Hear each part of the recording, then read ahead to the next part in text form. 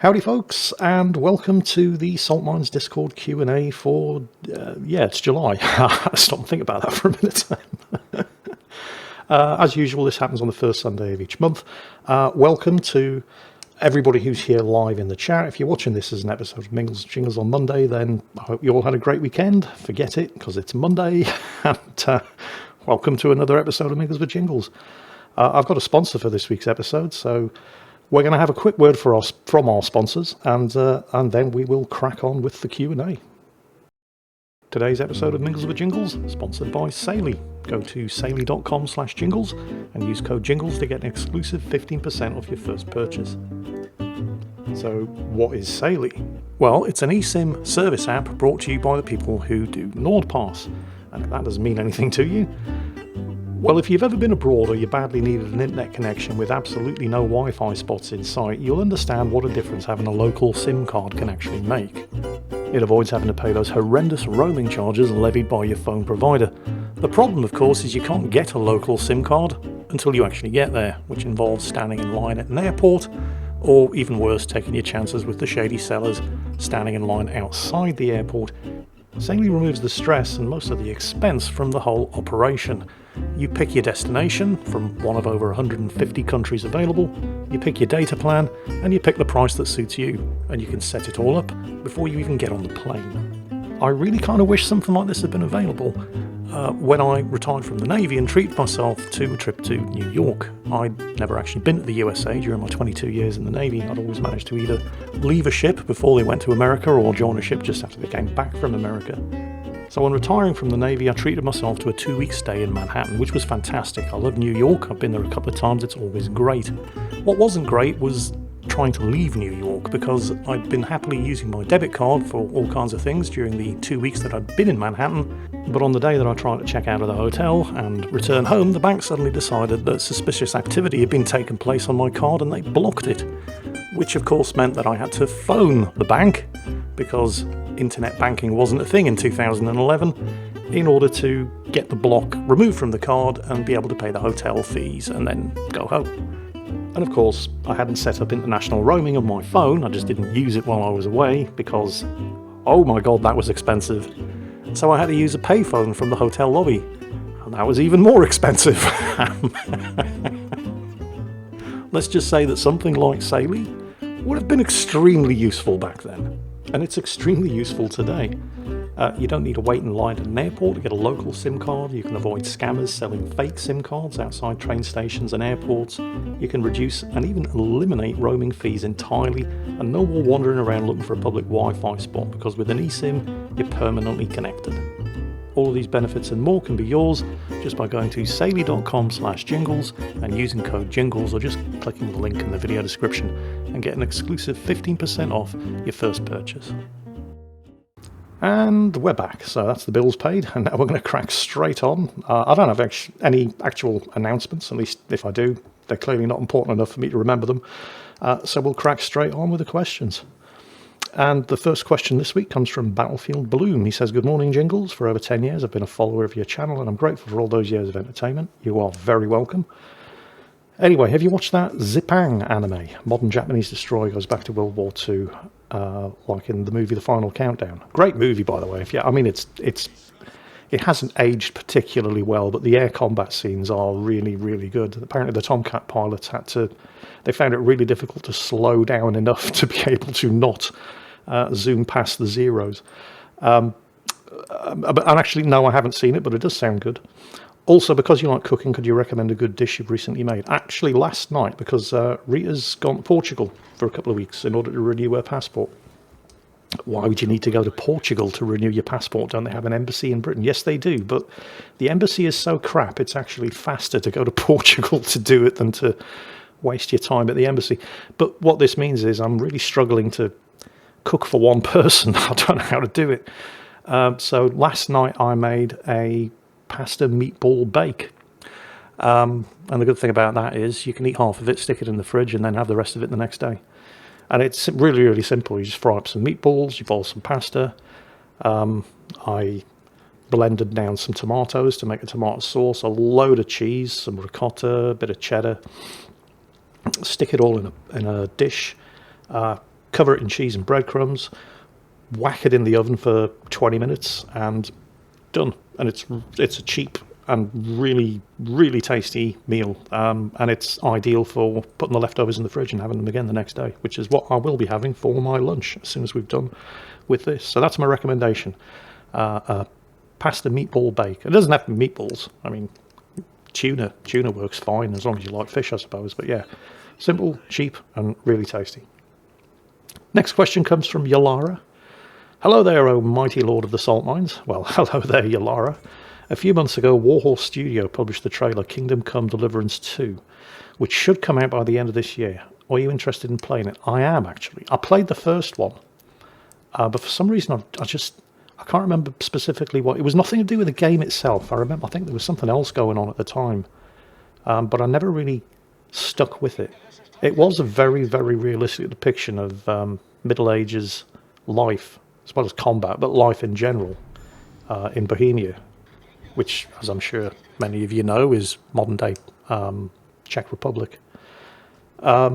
Continue on with the question. Nothing better than a game where you start as a common peasant and eventually become a well-armoured Bohemian warrior who can still be killed by a handful of filthy peasants armed with pitchforks if you're not careful. The first game's on super discount on Steam right now, just to let you know. I do actually have the game. And I was watching a video, I think it was from Game Ranks, about upcoming games in 2024 with super realistic graphics, and this was listed as one of them. The game trailer, I mean, like I said, the original was a very, very good game. Maybe not to everybody's tastes. I mean, we're not talking Assassin's Creed style gameplay here. It's not that there's anything particularly wrong. I mean, I loved Assassin's Creed Odyssey, Assassin's Creed Valhalla wasn't bad at all. But that's very much a sort of, I don't want to say dumbed down, but it's simplistic combat. The Deliverance games were very realistic. I think if you're into that sort of thing, it's definitely the sort of thing that you might want a wish list on Steam. Or since it's available for a massive discount at the moment at the Steam Summer Sale, have a go with the first game. But yeah, it's on my wish list. So thanks for the recommendation. Next question comes from Saltminer404. Greetings, mighty and wise overlord of the salt mines. Do you know me at all? Wise? Okay, fair enough. I'll take it. Would it be possible for us lowly salt miners to get half a day off? Okay, no, I'm afraid you're going too far now. A half a day off on the yearly anniversary of the passing of the most incompetent of Cameroonians, Eddie, to mourn and remember him. Yeah, it's been a year now, hasn't it? Eddie died in June last year. Wow. Yeah. Also, wish me good luck on getting a wisdom tooth removed on Tuesday. Oof, that doesn't sound like fun. I'm dreading it as I already hate going to the dentist. Yeah, I'm not a huge fan of the dentist either. And I've spent the past few months getting 4 cavities fixed. It took a bit longer than expected as there were a few delays from the dentist's office. Are you recording? He says. If it's fun. You know, I realise it's become a bit of a meme at this point with people saying, Jingles, have you remembered to press record? Have you tested your microphone? And so on and so on. But it's genuinely useful because the number of times I've screwed this up by either not having the correct microphone selected or forgetting to press the actual record button at the start, which, let me just double check. Yes, I am recording. So you guys constantly reminding me to do this is actually pretty useful. Anyway, yeah, good luck with the dentist. Rita's recently had a lot of work done at the dentist with her wisdom teeth, and man, I mean, I'm not trying to scare you here or anything, but the amount of pain she was in, I do not envy you getting your teeth fixed, but good luck with that. Next question from Tank50US. Dear Mighty Overlord Jingles, first off, no updates on the Barry yet, although I do intend to have something by the next Q&A, okay. We'll see you in the next Q&A then. I'm first designing the character as something you'll like. So this was something that we brought up in, I think it was last month's episode of the Q&A here on the Discord. You'd be happy to have in the planned project. There are changes, but nothing really public yet. We'll incorporate things I've seen, heard with your videos, and I think you'll like what I come up with. The question, what are some things in science fiction and military media that impress you? Like a crew going to battle stations before combat, or absolutely annoy you, like the use of over and out and radio comms, to the point that it takes you out of the experience. For me, it's always impressive to see characters using hand signals in the way they're meant to be used. And it always annoys me when the characters on radios don't shut up and aren't punished for it in ways those who know comms discipline know. This is seen more often in video games where allied characters just don't shut up. Yeah, radio community. Obviously, I was a radio operator in the Navy, so incorrect radio discipline in media does tend to wind me up. Like he says, people saying things like over and out. You don't say over and out. Over indicates that you have finished speaking and you're ready to listen to the next person. Out indicates that's it, we're done, and you're going off the channel. So why would you say over and out? It's meaningless. It's one of those things that winds me up.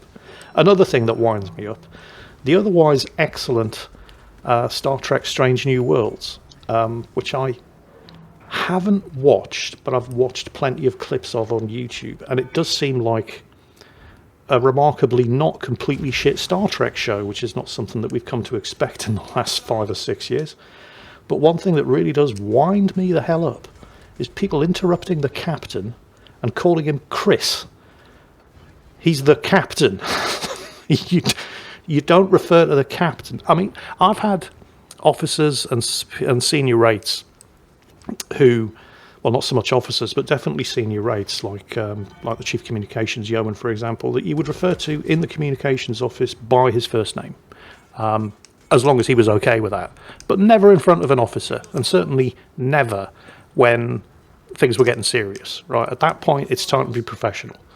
And when you watch Strange New Worlds and the bridge crew are interrupting the captain when he's talking, and they're calling him by his first name at action stations, and it's just that kind of unprofessionalism in what's supposed to be a military setting. And I realise Starfleet is, well, yeah, Starfleet is a military setting, but that kind of thing, and it's not just Star Trek, you see it in media all over the place, it really winds me the hell up. But the stuff that impressed me, basically, probably the best example I can think of, absolutely any scene in The Expanse, if you've ever watched The Expanse, or read the books, or both, preferably, because they're both amazing. Just about everything in that show, aside from the whole, the Epstein drive, which for those of you who haven't seen The Expanse, the solar system, and I hope you have, because it's amazing, like the solar system colonization became more, well, it was always possible, but became more practical after the development of this thing called the Epstein drive, which allows continuous high thrust acceleration, which cut travel time down between Earth and Mars from something like 6 months to a couple of weeks, or even a couple of days, I think, depending on how much thrust you were prepared to accept. But everything else, I mean, when asked, the writers said, what does the Epstein drive work on? They said it works on efficiency. Just don't question it too much, and just accept that it works. But everything else in the show is accurate. Little things, the things that they didn't even have to put in, things that weren't mentioned in the books, but which the TV show produces. Things like, for example, when the PDCs, the point defense cannons, are working to shoot down missiles. If you look closely, as the guns are firing, have a look at the back of the guns. There's a retro rocket fitted to the back of each of the guns that fires when the guns are firing to counteract the recoil that the guns would produce. Little details like that. And the show is full of them. The show details that you probably wouldn't even notice unless you've been told to look out for them. And stuff that they didn't even need to put in, because who is going to question that? But they did it anyway because it's right. So stuff like that really impresses me, and The Expanse is a perfect example of showrunners doing things not because they had to, but because that's the way it should be done. Anyway, that was an excellent question, by the way. Thank you very much. Next one comes from Catster. He says, "Morning, Jingles. Hope you're having a good weekend. Last month you were talking about needing something to watch. Have you ever watched House MD or Mr. Robot?" I have. I watched House. I think I got the DVD box set like 10 years ago. Not a lot of people know it, but oh god, what's his name? The actor who plays Dr. Gregory House, Hugh Laurie. He started off as a comedian. Him and Stephen Fry had a comedy sketch show called A Bit of Fry and Laurie, and they used to appear on Friday Night Live here in the UK doing regular comedy sketches. Which is why I was astonished when I heard that he'd been cast as a when I heard that House was happening, starring Hugh Laurie, and I thought, oh, is this a medical comedy? And when it wasn't a comedy, I was like, what? But but it's Hugh Laurie. But most people just accept him as a serious, dramatic actor. And he's one of the funniest people. He played, he had a recurring role in the Blackadder series as well, where he was absolutely hilarious and just killed it. So the idea that this guy was a serious dramatic actor was like, does not compute. But he absolutely nailed it. The other one he mentions as well, what was it, Mr. Robot? Yes, with Rami Malek. Mr. Robot's very good too. Yeah, I've seen them both, unfortunately, so I'm still going to need a recommendation for something to watch. He says both shows are absolutely fantastic, but I think Mr. Robot might be more up your street. Rami Malek play. Yeah, I've seen them both. They are very, very good. And they're both available, although I'm a bit upset with Amazon lately because now, this I think I might have brought this up in a previous episode of Mingles with Jingles, because Amazon Video isn't free. Right, you pay, it comes with your Amazon Prime subscription. So this is a service that you pay for in order to be able to watch video on Amazon.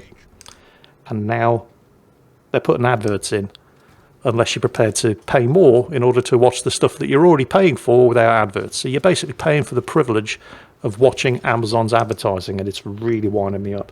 There was a movie, what was it? I think it was called Weird, the Weird Al Yankovic story. I can't remember the name of the movie, but they did a sort of mockumentary, comedy, documentary movie starring, what's his name, played Harry Potter. Anyway, as Weird Al. And it's on Amazon, and I thought, oh, fantastic, because I know Eddie had watched it, and he said it was hilarious, and I never got around to it, and then I saw it was coming out on Amazon. I thought, I'm going to watch this, so I added it to my watch list, and I went to watch it about a week or two ago, and the first thing that happened was 3 minutes of uninterruptible adverts. And I got about 20 seconds into the first advert, and I said, nope, sorry, not doing this. I'm already paying for this service. I don't see why I should pay for the privilege of having to watch adverts. So, yeah, Amazon can kiss my ass. So, well, thank you for the recommendations. Unfortunately, I've seen both of them. And anyway, next question comes from Yamatog2. Dear Almighty Overlord Jingles, this month I don't have a real question, but I wanted to know your opinion on something. During the last couple of Mingles with Jingles, you've often talked about how the big video game publishers and developers have axed hundreds of employees despite booking record profits, and how this is usually related to said publisher developer being publicly traded and thus being subject to the will of the shareholders. While I don't disagree with that line of thought, I want to point out a very, very notable exception to that pattern, namely a game publisher or developer, one of the big guys, publicly traded, that has not axed hundreds of employees for the sake of the shareholders. Nintendo. In fact, back when Nintendo was in heavy weather with the failure of the Wii U, then president of Nintendo, Satoru Iwata, even took a pay cut himself rather than mass layoffs. Yeah, that's true. And while I know that Nintendo is not a perfect or the nicest guy in town with their infamous legal team and DMCA spamming, I did want to point out that in terms of their employees, there are a few publishers and developers that do still care about them. So what do you think about this? You do make an excellent point, and I absolutely can't disagree with what you said about the president at the time, Satoru Iwata, because he did take a massive pay cut in order to demonstrate support for his employees. But the thing you have to remember is that Japan has very strict laws about firing people. It is very, very difficult for a Japanese games developer to get rid of its employees. And it's also true that a lot of Japanese games developers have recently received pay rises, which is, the absolute opposite of getting fired by the hundreds and thousands. But again, there are laws in Japan that govern this sort of thing. All companies have to have a mandatory annual pay review where people get basically performance-related pay increases. So the fact that it's Nintendo, and you might point to, Tango Gameworks, who were a Japanese development studio that got shut down by Microsoft, but yeah, they were owned by Microsoft, which isn't a Japanese company. Nintendo is. So Nintendo would probably like to get rid of thousands of employees in order to save costs. It's just not as easy for them to do it. But at the same time, while Nintendo are not a particularly nice company, they certainly do deserve credit, particularly for the president at the time taking the pay cut in order to demonstrate solidarity with the workers. So I'll give you that one. But at the same time, they're probably not being nice guys because they want to. By Japanese law, they kind of have to. But anyway, moving on. Next question from Basement Jesus. Dear mightiest of overlords, I've been attending this Q&A for easily a year, and I've never asked a dreaded weeb question. So here we go. Have you or do you watch any VTubers? I don't actually know what a VTuber is. Is this like a virtual YouTuber? Because I am kind of aware of their existence, but no, I've never watched them.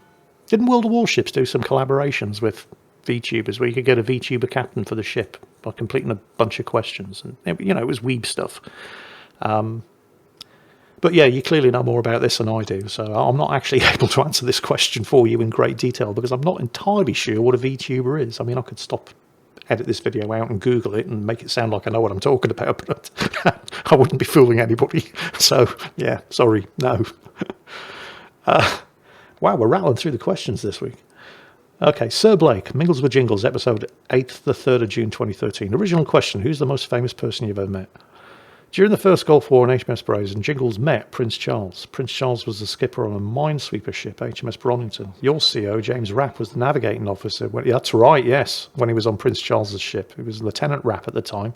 He retired as Rear Admiral Rapp. He was Flag Officer Sea Training. I actually bumped into him at HMS Nelson because I knew him when he was a commander and the captain of HMS Brazen during the First Gulf War.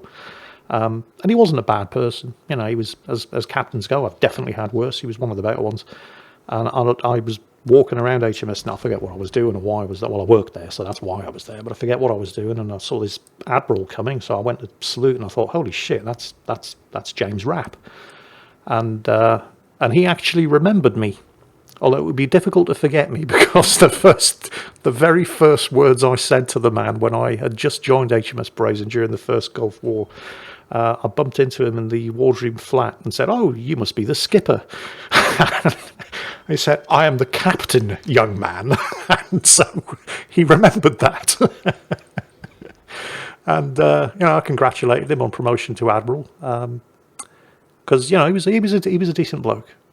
And yes, he was the navigating officer when he was on Prince Charles's ship, and I knew that because he told everybody every possible opportunity that he got that, did you know I was Charles's navigator? And when Charles came up on the gangway, he messed up his salute. Yeah, that's right, he did, because he came to visit the ship because he knew our captain. Obviously, our captain had been his navigator, and he came up the gangway and he gave the army salute. Where you show an open palm. And he stopped at the top of the gangway, came to attention, saluted as he crossed the gangway, and right halfway through the salute, he realised what he was doing, and he immediately flipped it round the other way to give a palm down Navy salute. But we all noticed, and we all had a good laugh. So, but yeah, I'm impressed that you know all of this, Blake. Well done. Oh, yeah, God, that was such a long time ago, 1991. How many of you there weren't even born when that happened? That was my first war. Although I've had something, actually, when I was in the Navy. I don't remember what it was. I know I was on HMS Newcastle. I think we were going up to Newcastle for a Freedom of the City visit. And as such, we were going to march through the town with bayonets fixed and swords drawn and all that sort of stuff, which you're only allowed to do if you have the freedom of the city. So we're being presented with the freedom of the city, and this was all happening. And obviously, if you're going to do any public, display of marching, you need to practice first, because the Navy don't march a lot as a rule. We have ships. We don't need to march. So a bunch of people were picked to form the guard platoon, and while we were in Portsmouth, we were mustered on the jetty to do some guard training. And I hadn't actually done, I can't remember when this would have been, probably around about 2001, 2002, something like that. And I hadn't actually done any formal drill training since passing out of HMS Mercury in 1991. And so the petty officer gunner looked at me. Of course, I'm wearing glasses. And when you're in full dress uniform, you're not supposed to wear your glasses because you do this thing called an off caps. And the chin strap on your cap will whip your glasses off and send them flying. So, and I wear glasses. So the PO gunner, I can't remember his name, but he was a nice guy. He said, "So can you see anything without those glasses, Bobby?" Which was my nickname because my surname's Charlton. So Bobby Charlton, the footballer. Anyway, I said, "I'm as blind as a bat without these things." He says, "When was the last time you actually did any drill training, Bobby?" I said, "That would have been 1991 when I passed out of HMS Mercury." And one of the guys in the platoon, like 2 ranks down, said, "Bloody hell, Bobby, I wasn't even born the last time you did training." And so the PO gunner just looked at me and said, "Bobby, yep, fuck off." That's how I got out of doing drill training for HMS Newcastle's Freedom of the City parade. I've forgotten what the actual question was now. It was from Make-A-Wish Foundation. Oh, I haven't actually gotten to the question. I've completely gotten sidetracked. So anyway, the next question is from Make-A-Wish Foundation. He says, howdy, Jingles. Join the Navy, they said. See the world, they said. Along that line, do you have any travel plans for the foreseeable future? Places worth revisiting or visiting now, that, or before? Basically, an excuse to talk about nice places on the planet. Scratch the cats under the chin for me. Cheers and have a good one. I had the opportunity to go to Prague in about a week and a half, but I was unable to take. I've never been to the Czech Republic. I've always wanted to go there. The last time I was supposed to be going, it was for a World of Warships thing. But it didn't go well. Rita and I got to the departure gate 1 minute before the gate closed, and they'd closed the gate early and wouldn't let us on the plane that wasn't taken off for a further 20 minutes. And I don't know if this was at London Heathrow, and if you've ever tried to get, once you've been through security in an airport, the only way out of the airport is to get on the plane, and they wouldn't let us on the plane. So the staff were like, shit. It took them an hour to get us out of the airport, going through maintenance tunnels. It was unbelievable. Well, this time around, Micropros, I don't know if I'm sure the older people amongst the audience remember Micropros well. Back in the 20th century, they made some of the best sims, particularly flight sims, on the market, but then the company went bust. And it's not one of those. I mean, somebody's bought the rights to the name and they've relaunched Micropros, but it's not one of those dodgy, we're trading on brand recognition things. The studios that are being published by the new Micropros are doing the kind of games that Micropros used to do. And in fact, they're redoing some of the old Microprose games. Like they've already done, what was it? The one where Carrier Command, which came out a couple of years ago. And they've got a bunch of new games coming up, and they've got a press unveiling of a lot of these new games happening in Prague at the end of the month. The thing is, it's a 1 day in, 1 day out thing. And in order to get there, I would have to catch a flight at 5 o'clock in the morning in order to get there for the lunchtime presentation. And then another flight the same day. I would probably be traveling 18 hours, and I'm too old for that shit. So, and then we're going to pay for the flights, but it's the time. It's I'm getting to the airport. I mean, the flight takes off at 5:30, which means I would probably have to be up at 2 o'clock in the morning in order to get to the airport, to go through security, to get to the departure gate no, I'm too old for that shit. I'm not going to be doing any of that. So unfortunately, I've blown this opportunity to visit Prague. And as he's just said in his edit, beautiful city, and I would have been able to catch the old town early before everyone swarms in for the summer. But unfortunately, it's not happening. I am, however, because my friend Roy, we didn't do one last year because, of Eddie dying. But we try to do a sort of road trip every year. And this year, we're keeping it kind of local, and we're going to the Royal Air Force Museum at Cosford, which is local to where Roy lives. So this is happening at the same weekend that I would have been going to Prague, and instead I'm doing a sort of road trip and staying with Roy for the weekend and going out to the local restaurants at his place and visiting the Royal Air Force Museum at Cosford. So that's my plan for this year. Anyway, great question. Thank you for asking. Next question from Dusty. I'm going to have to think about this one. It says, hello, Jingles. Quick and simple one for you today. What's your favourite item you own and the story behind it? Favourite item I own? I have to think about it. Just looking around the study, I've got all kinds of bits and pieces and collectibles, but favourite? And the story behind it. I have a shoebox, and inside that shoebox I've got all kinds of memorabilia from when I was at boarding school in South Africa as a boy. So we emigrated to South Africa in 1982 and came back in 1986, and we lived in South Africa for 1 year, and then we moved to Swaziland. And Swaziland, the primary schools are very good, but the high schools are absolutely terrible. So most of the kids would go to boarding school in South Africa, which is what I did. And I have a shoebox, and it's just full of memorabilia, stuff that I collected, letters that were written and things from all of my friends, and some of whom I still stay in touch with. Facebook, for all its faults, it is actually useful for certain things. So people that I went to high school with in South Africa, I could reconnect with through Facebook, and I still stay in touch with some of them.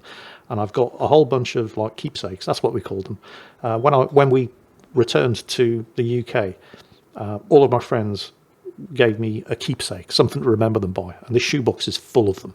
And so that is probably the favourite thing that I own, that box full of keepsakes from my time at boarding school in South Africa. Next question comes from FT2 Laffy. Jingles, since you've changed your diet, have you thought about going vegetarian, vegan, carnivore? Vegetarian? Don't you know who I am? That's the thing about, because I changed my diet because of being diagnosed with diabetes. And I have, as I'm sure many of you are aware, the blood test taken 3 months after the original diagnosis indicated that I am no longer diabetic. I'm on the borderline, though. I'm still close to being officially diabetic again, but I am officially not diabetic. But here's the thing. When you cut sugar out of your diet, it doesn't take very long at all before anything with sugar in it starts to taste really sickly sweet and too sweet. So it's not difficult to maintain the diet and continue to, have a low sugar diet. The good thing about being diagnosed with diabetes and having to change your diet is that it doesn't mean you have to eat stuff that tastes horrible. You can still, anything, fat is fine. Protein is fine. Fish is especially good for you, and I love fish anyway. But meat is great. It's just sugars and carbohydrates, because stuff that's high in carbohydrates, sugar is a carbohydrate, but what your body will actually turn carbohydrates into sugar. So pasta's kind of bad. White rice is bad. Brown rice is okay. And as it happens, I'd never had brown rice until I became diabetic, but it turns out it's all right. Don't mind it at all. And you can still have pasta, you just don't have table-bending amounts of pasta every night. Hence the pasta meatball bake I did last night. So you're still able to eat, tasty stuff. It's great. In fact, what I've been having for breakfast quite often, not every day because it gets boring after a while, is Greek yogurt with frozen fruit. And you'd think, hang on, fruit, doesn't that have lots of sugar in it? It does, but as long as it's frozen, it's not that bad because your body processes it before it extracts all the sugar from it. So you still get the taste. Speaking of taste, Greek yogurt, do not get the 0% fat stuff because it tastes of nothing. It's like frozen mayonnaise. It's bloody awful. So Rita, thinking that she was being good, recently restocked and bought this 0% fat Greek yogurt, and it's uneatable. Just 5% fat in it, because obviously you don't want loads of fat in your diet either, because that's not particularly good for you. But again, the kind of fat that you have makes a difference, and this stuff is actually fine. And you can get the stuff that's just 5% fat, and it tastes fantastic, and it's still good for you. So the last couple of days I've been having toast for breakfast because this yogurt is absolutely bloody awful. But yeah, I haven't thought about going vegetarian because no, and also I don't need to. Meat is fine in my diet. Just you don't have steaks every day. That's all.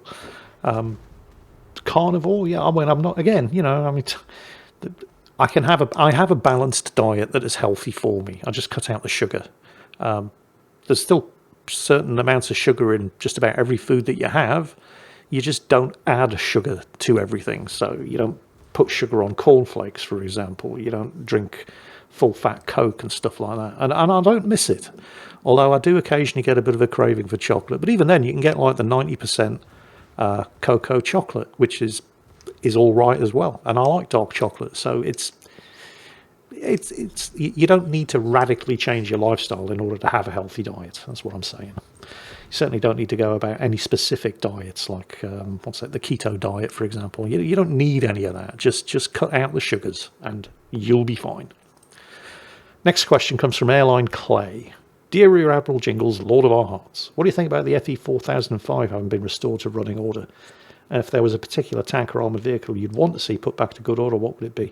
Yeah, so the FE 4005, which was the back gate guard at the Tank Museum, they've restored, well, they have, I don't know if they actually have, but they are restoring it to work in order. And I'm pretty sure it's going to be, or has, again, I've not really been keeping track, running out at Tankfest this year. And of course, I mean, it's the biggest gun that's ever been mounted on a tank, a 183mm gun. It's absolutely huge. There are, I mean, it is basically heavy cruiser armament on a tank. It's an amazing piece of kit. It's the only one in the world. Obviously, they've got the Tiger, which they've got the only running Tiger in the world, although France have the running Tiger too. And now they've got the only FE 4005 running in the world, and there weren't that many of them to begin with. So, yeah, fantastic stuff. I would actually like to see it running, although I would be more impressed if they could figure out a way to fire the gun, but that's never going to happen. They do that sort of thing at tank shows in the US, but there's no way they're firing a 183mm gun within 100 yards of a crowd in Britain. No. Somebody would shit themselves. Somebody in officialdom would shit their pants at the idea of that being proposed, because they do kind of fire tank guns when they do like the reenactment displays and stuff, but it's not actually firing the gun at the Tank Museum. Instead, they just have a smoke charge at the end of the barrel and they detonate that. And I think it's kind of crap. Unfortunately, health and safety regulations mean that we're never going to see anything like that happen, which is a shame, because I mean, it's the whole point of the FE 4005 is that single massive hoofing dirty great big gun. But if there was another tank or armoured vehicle I want to see put back in good order, what would it be? You know, I think maybe something like the T14, because there were only ever two made. There was one at the Aberdeen Proving Grounds in America, but I think that fell, because a lot of the stuff at the Aberdeen Proving Grounds is just left out there in the open, gets rained on, and it becomes ruined. Because they're not a tank museum. And they had one, and then we've got the other one, and it's at Bovington, and it's in reasonable condition anyway, because it's in storage in the Vehicle Conservation Centre. And if they can restore an FE 4005 that's been sitting at the back gate for the last 20 years, I'm pretty sure they can do a T14 that's been sitting in a conservation building for equally long. So yeah, I'd like to see the T14, because that was the first, I think it was the first heavy tank proposed by Britain or the USA. And there were only ever two made, and there's only one left, and Bovington had it. So yeah, I'd like to see that thing put back into working order. How are we doing for time? 35 minutes, this is fine. Next question comes from Jackal. Jingles, I'm about to go to Hamburg on an overnight train tonight. I was wondering if you knew any good place to visit while I and my friends were there. If not, I wouldn't mind a good story from Germany.